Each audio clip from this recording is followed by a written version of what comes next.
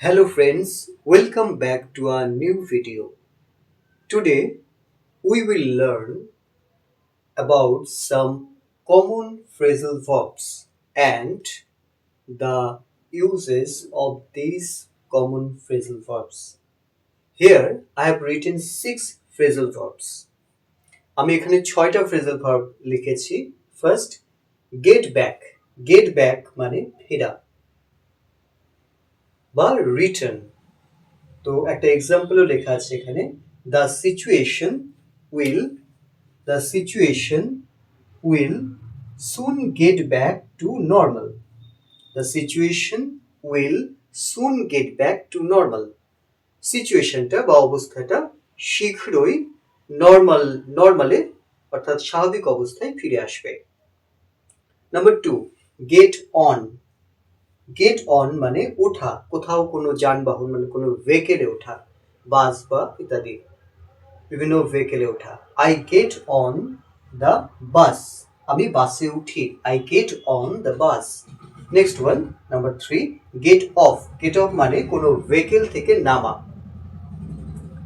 Gate off মানে নামা.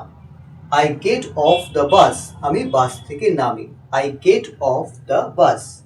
Next one, number 4, get up. Get up মানে শয্যা ত্যাগ করা বা বিছানা ত্যাগ করা বা ঘুম থেকে ওঠা.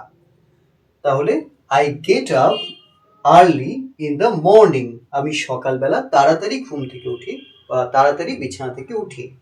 I get up early in the morning. Next one, number 5, give up. Give up মানে ত্যাগ করা.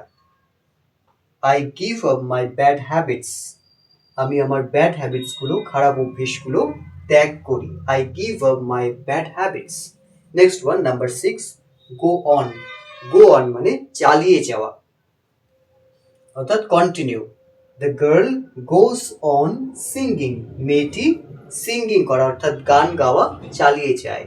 The girl goes on singing. তো এই ছিল আজকের ভিডিও. তো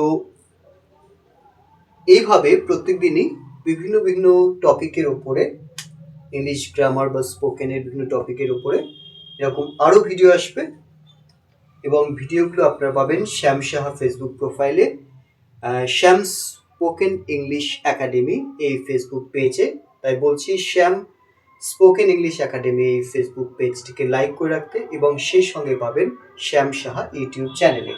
সকলকে অনেক ধন্যবাদ জানাই এবং যারা শ্যাম স্পোকেন ইংলিশ একাডেমিতে অনলাইন বা অফলাইন ক্লাস করতে চান তাদেরকেও স্বাগত. আপনারা ক্লাস করতে পারেন.